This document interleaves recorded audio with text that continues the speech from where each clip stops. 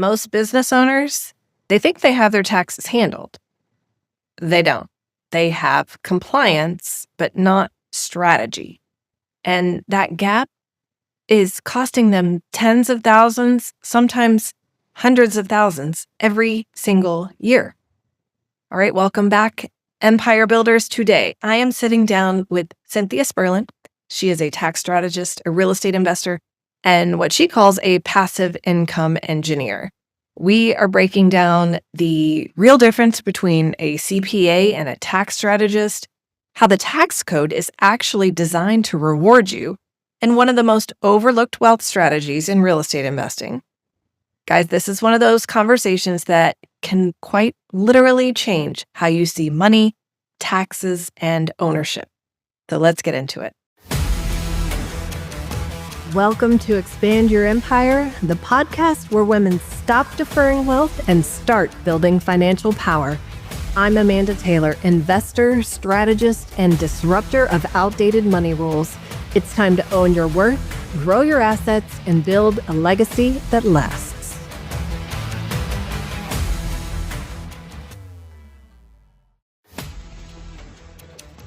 Welcome to Expand Your Empire, the podcast where women stop deferring wealth and start building financial power. I'm Amanda Taylor, investor, strategist, and disruptor of outdated money rules. It's time to own your worth, grow your assets, and build a legacy that lasts.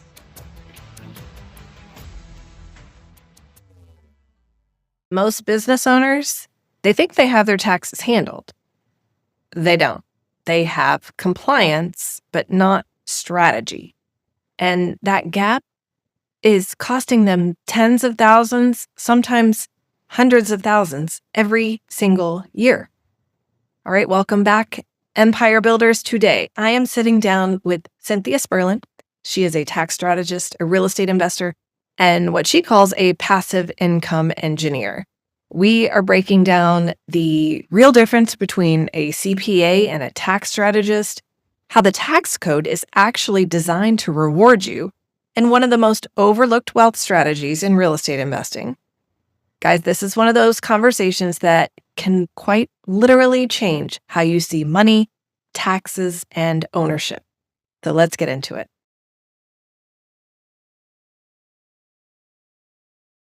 I'm excited to have you here because this is the most, fun little connection, serendipitous story that I have. I'm sure there's funner ones, but in this age of online networking, let's say, and with all the AI DMs I get on LinkedIn and all the pushing and all of the salesy stuff I get, I find this amazing woman who just happens to comment on one of my posts on Alignable. And I'm like, well, she sounds like she knows what she's talking about. I'm going to reach out to her. And we have a Zoom meeting. And then it's like, yes, checks all the boxes. From one comment on Alignable. So if you are, this is just my off-topic thing, if you are frustrated with social media and LinkedIn and all these things, know that there are real people somewhere out there on the other side. And there are collaboration opportunities. There are just a lot of good things happening. If you're out there and you're connecting and you're doing good work and people are going to notice. So all that to say, welcome to the podcast, Cynthia. I'm so excited that you're here. Yeah, thank you for inviting me. I am excited to be here. We had such a great connection from the very start. The first conversation, it was just so much sharing and exchanging of information. It's like we'll never run out of things to talk about. I'm certain of that. Never. I know I'm going to have to put a timer on me today. I think we could do a series of episodes just with all the experience that you have and all the ways that, we align. You just wrote, we were just talking about that before I started recording. You just wrote an article for our magazine, and I want to, I introduced you, you're a tax strategist, but I want you to explain to people what the difference is between a tax strategist and their CPA. Sure. Yeah, that's a great question. I get that answer a lot from people. They'll say, "Oh, I have a CPA already." That's a typical response. And so the difference is usually the accountant is dealing with the facts. It's a point of compliance. The government has laws, and we have to, in following those laws, we comply by reporting our taxes and income earned, et cetera, from the year previous. So right now we're in the compliance period for 2025. And so anything you do now, it will impact your compliance period of 27. So any savings aren't available at this point for many people when they're in the compliance period. So they say, my accountant is taking care of everything. He is reporting exactly what the W-2 says, the K-1 says. He's reporting that to the government. The time is not available to strategize or plan anything at this point. He may ask you what happened last year. We may be able to use this code to your advantage, like the Augusta rule, for example. If you don't have documentation to support that, you cannot, even if you did it, you can't document it, you can't report it in the compliance period. So I work with people throughout the year before to make sure that they get all the codes and legally, have what's available to them, the Augusta rule, hiring their kids. Like, for example, if you hire your kids, that's a great way to move money from your bracket to a zero bracket for your kids. It's $16,000. You have two kids, that's $32,000 that is removed from your tax bracket. You get one kid, you have to have a job description. You have to show that they did the work or that at that age that they're capable of that. Everyone can use their kid for a model. I have a couple dentists as clients, and I said, well, you have two children, you can save 32,000. That helps a lot. And then the Augusta rule, if they were to rent their house out for 14 days, how much money would that be? Even at $200 a day, $500 a day, these things add up, but you have to account for them during the year. So right now we're doing those things for 27, and they'll save a ton of money. But so that's the difference. We're complying versus preparing. We prepare and plan this year to comply in 27 Q1. Perfect. And I talk about tax strategy all the time with my clients on this podcast. Just in the entirety of what you're doing in your business, this has to be one of the foundations. And I've always said it. And you said it exactly right. In the last line of the article you wrote in our magazine, you said, pay every dollar you legally owe, but not 1 cent more. Exactly. And I tell people all the time, stop making the government your business partner. And how many small businesses overpay in taxes every year? And I'm not asking people to be, do anything illegal. No. The tax code was written for small business owners. We just don't know what we don't know, which is why we need amazing experts like you to help us put more money in our pocket or back into the business or into investments or whatever. Right. That's the whole thing is you want to do what your purpose. You want to spend more time. Like, I don't want to be a marketer.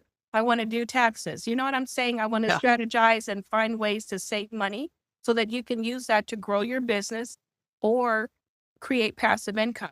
That's what's really critical. The tax code is a reward system. If you look at it instead of a punishment, people see it as a punishment. It's not a punishment. You're reading it wrong.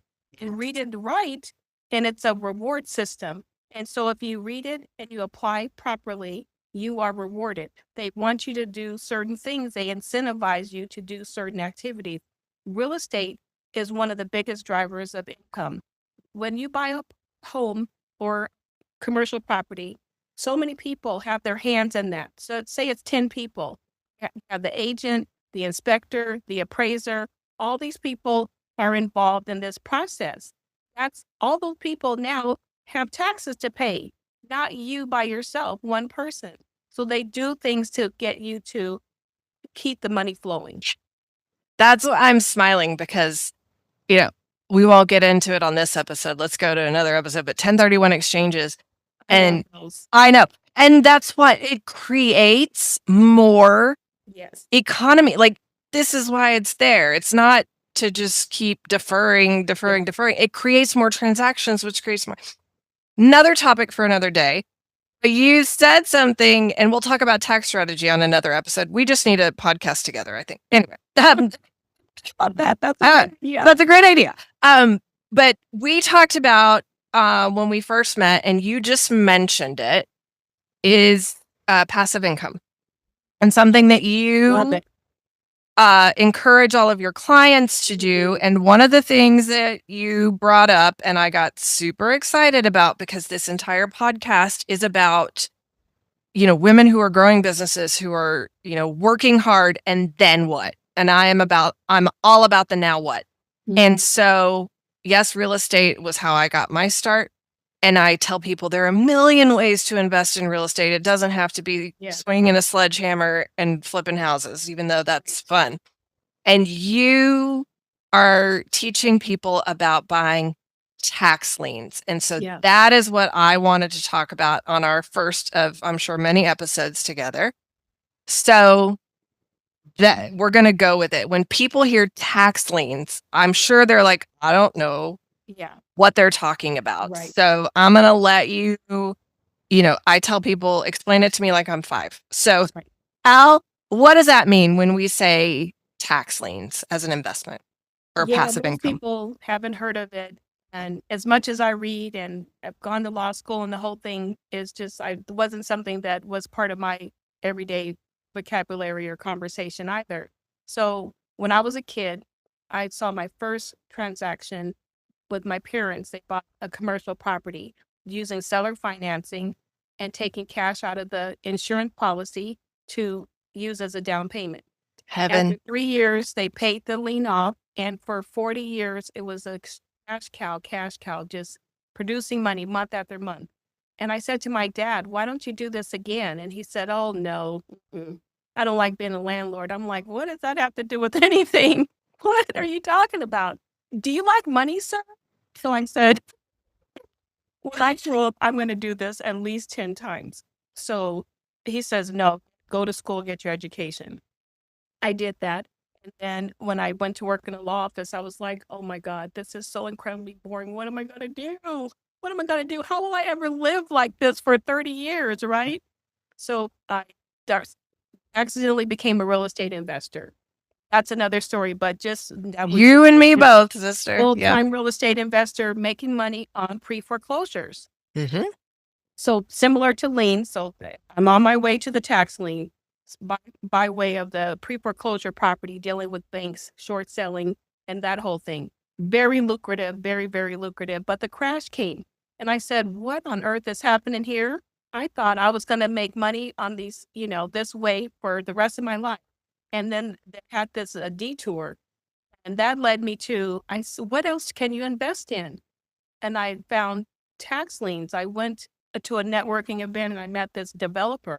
And he had all these properties in the Reno, Nevada area. And I said, how did you accumulate all these properties? He said, oh, I bought them at auction. And so we educated me on that. And I started saying to my friends, I said, have you heard of tax lien?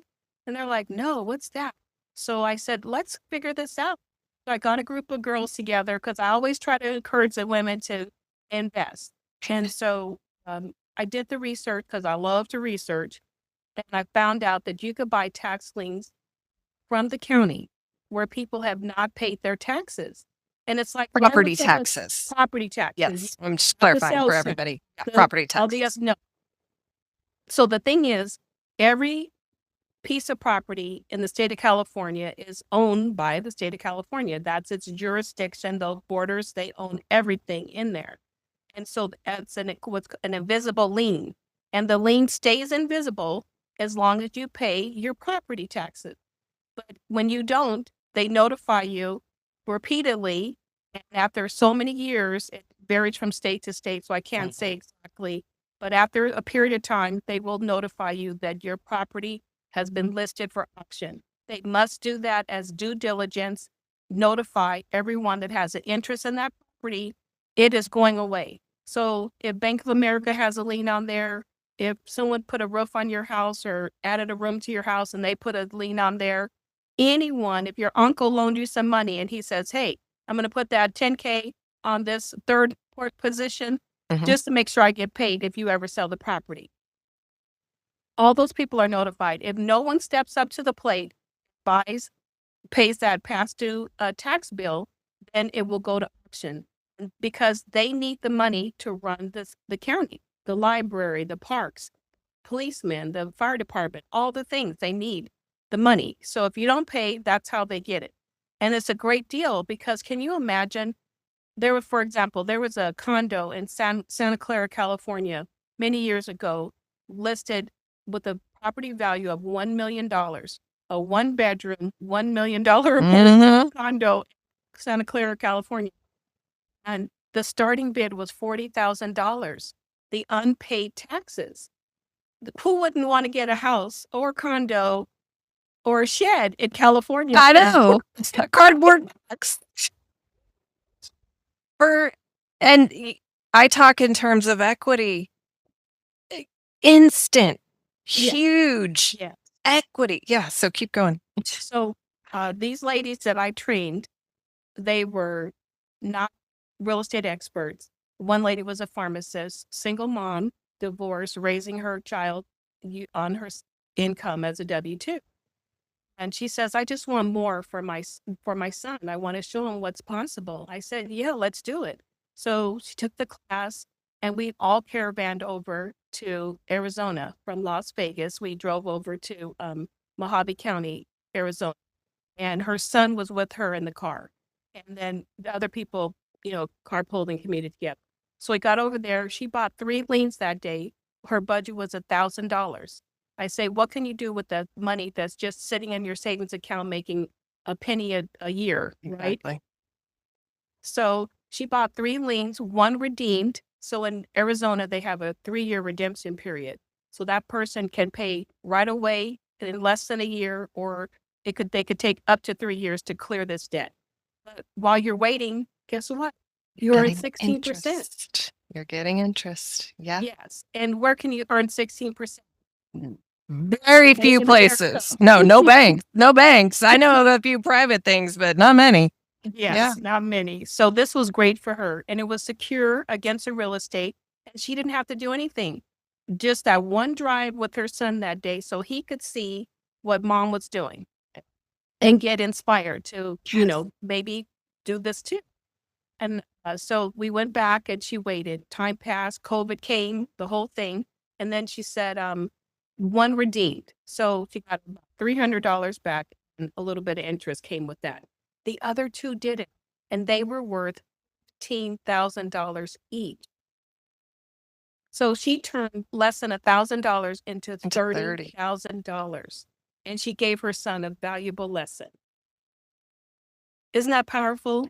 I love it so much because in my world, that's a normal thing to talk about. But I didn't come into that world knowing any of this stuff.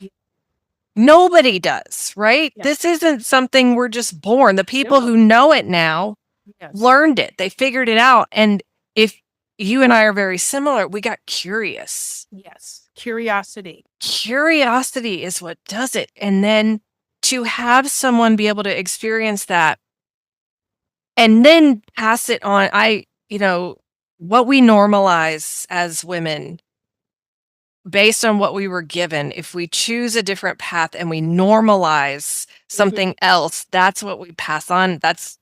I just love that story. And it's not a story. It's not a single event. This is a thing that people do and a thing that anyone can do.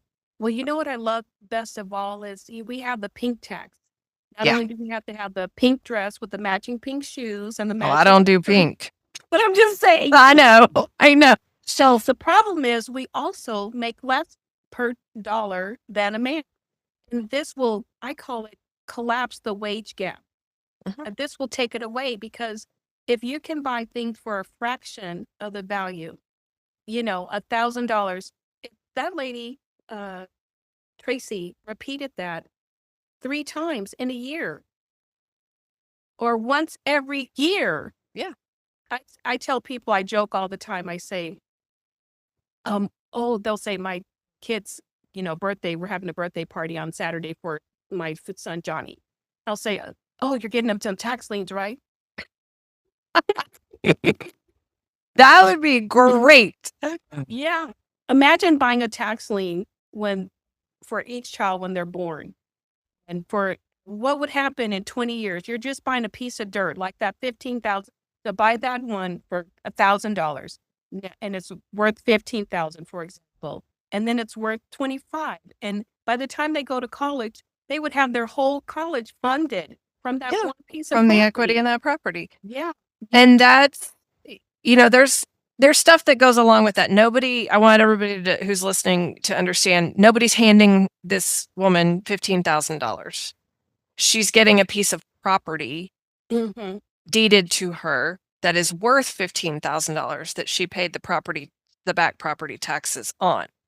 Now, once you have the property, you get to do whatever you want with it. Sell it, flip it, hold it, rent it, etc. So I'm just letting people know, nobody hands you that cash. This is equity in a property. Right, it's worth that. So like, for example, another lady right before COVID, February 2020, she took the class, single female. She was a server in Las Vegas. And she says, I just want to, see what else is possible. And that July, she invested in a tax lien auction. The bidding started at $800. She won at $2,000. It was raw land in Nye County, which is next to Las Vegas.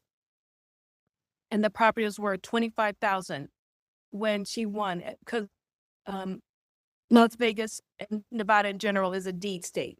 So when you go to the auction, you get the whole deed right there and then. Whereas with the lien, you're just getting the paper. Right. Getting a receipt that says you are paid these entitled. taxes. Yeah. She got the deed, and she also had decided to hold on to that because, the land is getting less and less, and that means the value is going to go.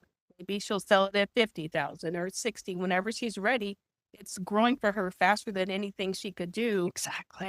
But also after COVID, because of that, and everything changed on the strip and employment, she became a realtor. And so she's a real estate and by profession an investor as well. That's excellent. And you talked about in your article too, if you are a business owner, if you have your own business, you're self-employed, whatever, and you do some of this, if you own properties, if you rent properties, if you do tax liens, there is a classification that you can use as a real estate professional that changes your tax situation, correct? Absolutely. And so that's true. You have to have a minimum of 750 hours. So if you can demonstrate, every weekend you're out there knocking on doors or looking at properties and evaluating, definitely. In fact, I just coached a client of mine that when you are in this business, in any business truly, but in real estate, networking relationships are key. And there's a weekly luncheon here for real estate investors. And I said, he's also qualifying to be a real estate professional. I said, start going to that meeting at least once a month. But if he can go weekly or bi-weekly, that would be a great way to build connections. And I start picking up the lingo. He wants to invest out of state in North Carolina. So I said, you can reach out digitally across state lines and create relationships with people in another state. I have a deal in North Carolina. Let's talk offline. Anyway, that's perfect advice, because when I first got into this accidentally, as you said, I'm in rooms with these people, and you said get familiar with the lingo. They're throwing around terms. I'm literally Googling stuff under the table because I don't know what they're talking about. But it's that curiosity, and it's going into it. And then I start going to these RIAs, or Mhm. real estate investor association meetings. Yeah. And what I found a lot of the times is I'm the only woman in the room. Oh, yes. So I was on a mission to change that.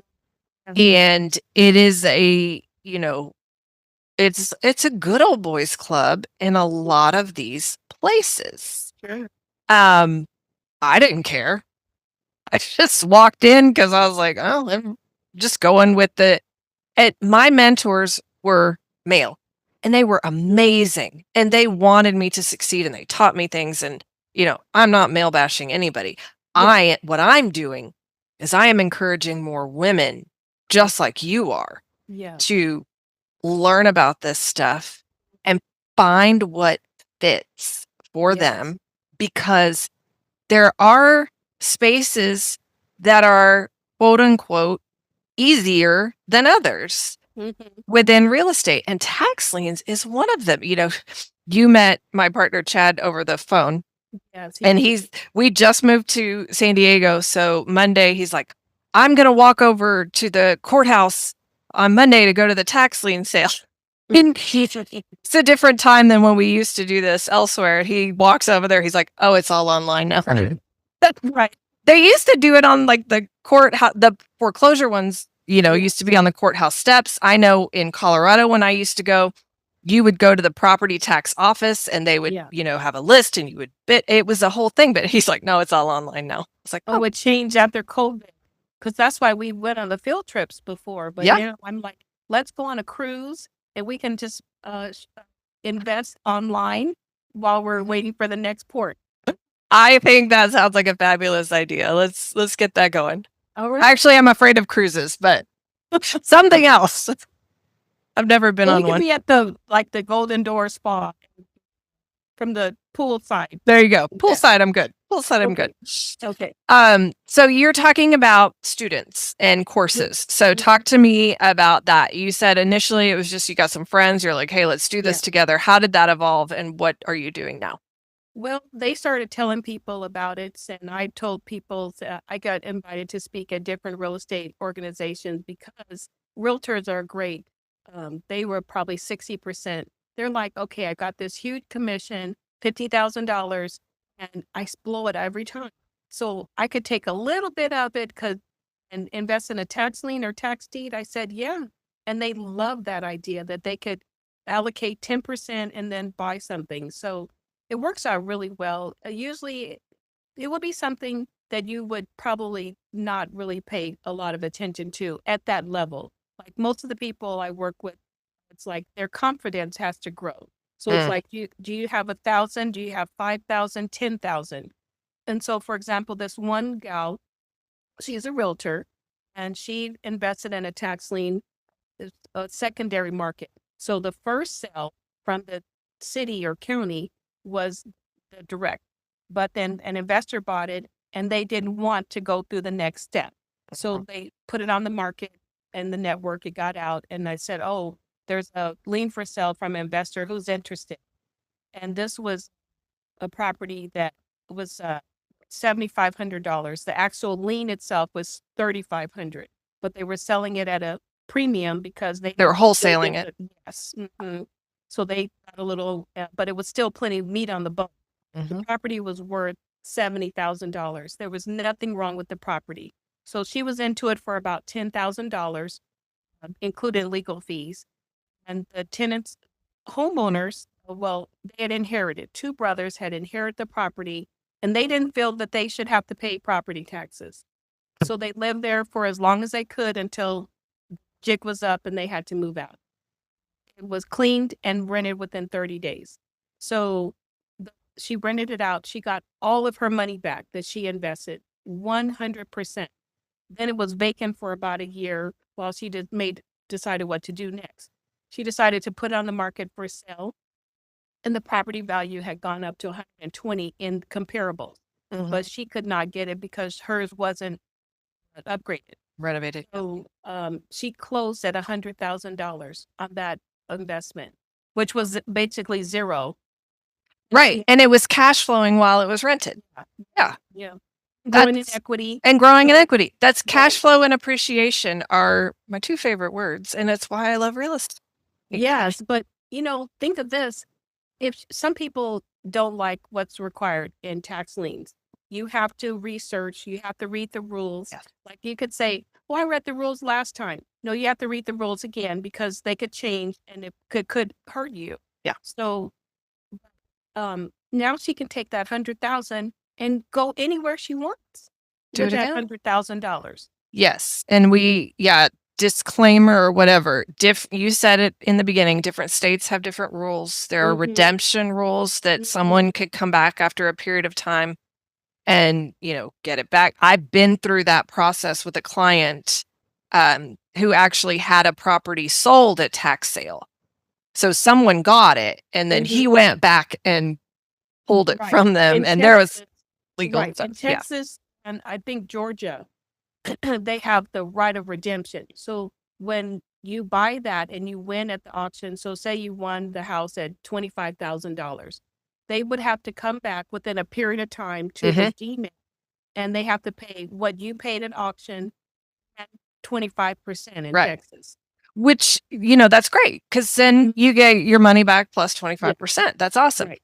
There's stuff that comes along with it is what I'm saying. And me personally investing out of state, it comes with its own, things to juggle. I usually prefer to be able to drive, to invest in driving distance, unless I've got boots on the ground that I know, like, and trust. And I mean trust because that's my money in their hands. Yes. And I was managing some properties in Arizona from Colorado, and it's tougher than it sounds when you're not there. It's true. So there's a cost associated with that. Yeah. I bought some property, seller finance, 2 condos in Arizona. And I thought, how hard would it be to rent those out and do this and that? And I never went to see the properties. I never put the key in the door in the property. I never rented the property. I didn't do anything, but I still made money on it. It was a good buy. Yeah. And that's the due diligence that you were talking about. It's not just on the tax lien process. It's not just on the redemption rules. You know your market. Oh my God. Know your comps. Know your rental area. Is this something that know your short term? I've seen people buy properties thinking they're going to short term rental them and then only find out there are short term rental restrictions and you can't even do it. Yes. This is part of the research that goes into all of this. And then having, a property management company that does cost money. But again, ensuring you've done your comps, what it rents for, and that you have that, arbitrage or that meat on the bone, as you said, that you're still going to get money in your pocket every month. Right. It's true. It is so important. I didn't think how difficult it would be to go over there, but I had a lot of things going on and it was impossible for me to go and take care of those properties. So I was very fortunate that it worked out. But what's really critical, I have found in my experience, is to have an exit strategy. So that's one of the tricks that I talk about with my students is that when you part of the due diligence, it's only the value. Most when teaching involves a value. I say, I want you to have at least 2 or 3 exit strategies that you can formulate at the inception. Things could go wrong, but what you also have to say, if everything went wrong with this investment, how would I get out of it? If everything goes and the high side, the best case scenario, the worst case scenario, and something in between. So I had a lady, and you take the course, you can get tax lien for $100, $200.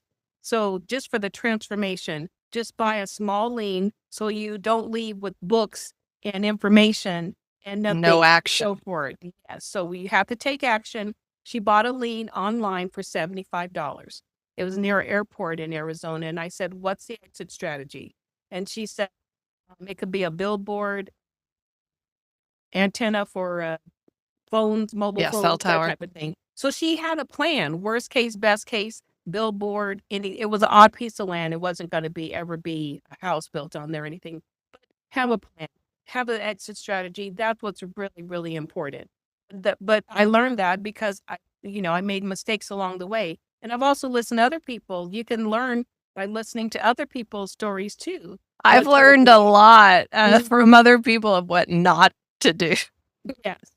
But the exit strategy is a key thing that I teach as well, both on the real estate side and the business side. When I'm working with Yes. a client, my goal is to build a business that you can sell whether you want to or not. And so that's, same thing with real estate. There's got to be an end game Yes. in mind when you start. You also very accurate when you said know your market. So a lot of people just throw like a spaghetti on the wall and say, "Oh, let me invest in North Carolina. Oh, I'm going to try over here, Ohio." But I don't follow that path. I believe that you need to know your market very well. And for example, one trick that people rarely talk about is what's the economic development for that. So you go to the county and you explore the county on all the pages and what's happening. Okay, these companies that are investing in the highways they're building or construction like plants coming. So for example, there's a county there and they said they were building a plant that was going to employ 13,000 people. That's a good sign to buy there. They're not all there now. The 13,000 people aren't there now, but if you bought land there, and it's a good chance Sure. the demand for that land will come to you soon enough, 5-10 years down the road. And you made a good investment, pennies on the dollar. 100%. I look at proximity to hospitals. Yes. I look at Airports, proximity to schools and airport, university. universities. These are things that they're important, especially if you're investing outside of your normal area. Yeah. So I could talk to you for a real long time, but I try to keep these under 45 minutes. But Right. tax liens, that's what we're focusing on today. You said a term a couple of times that I have done. I've lost count of how many times I've seller financed something. Either I bought something on seller financing. So I'd like to do something about that because I don't think a lot of people understand what that means either. We mentioned wholesaling. I didn't know what that was when I was first starting out. There's tax strategy on the business side that we could talk about. There's so much I want to talk about with you. But before we wrap up this tax lien episode, I'm going to put everything in the show notes, but how can people learn more from you on this? How are you teaching people? How can we get in touch with you? Oh, yeah. Well, on Facebook, I have a group called Invest Like a Goddess. So Yes. they can find me there, reach out to me there. And then on Instagram, Tax Strategy with Cynthia. So they can find me on Instagram there. And the website is taxcodegenie.com. You're a goddess, you're a genie, you're all of the things. I think wishes come true. Yes, you do. I love it. Well, Cynthia, it's been a pleasure chatting with you again. We will chat more. The call I was on before this was with the new client we're bringing on, and I'm like, the first thing we're going to do is put you on with Cynthia. So, you know what? You and I are going to have lots of things going on. So, this We'll is see you next month. Yeah, and Cynthia is going to come to San Diego for an event that we're putting on here to join us in some wealth strategy conversations.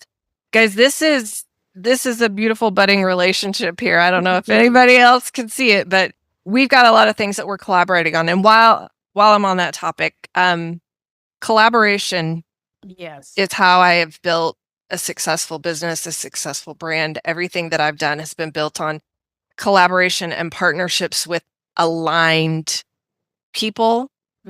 And I wouldn't be where I am if it weren't for meeting other people to partner with and to fill in the gaps that I don't serve. Meaning I know tax strategy is important. I talk about it all the time, but I don't do it. So I got to bring that in. not only just a random tax strategist, but somebody who understands my mission to move business owners from earning to owning. Yeah. And you do the same thing. So I am so thankful that you commented on my Alignable post and that we managed to schedule a Zoom in our busy schedules. And now here we are. So thank you for joining me today. Thank you, everybody else, for listening. If you want to learn more about tax liens, if you want to learn more about tax strategy, please follow Cynthia on all of her things. She will be back. We will be talking about more real estate strategy, more tax strategy, and all the things. So we'll see you next time. And until then, keep building. Yay. If this lit something up, share it, review it, and get in the room. Join the Expand Your Empire community and start turning wisdom into wealth. You're not too late, and you're not doing this alone. If this lit something up, share it, review it, and get in the room. Join the Expand Your Empire community and start turning wisdom into wealth. You're not too late, and you're not doing this alone.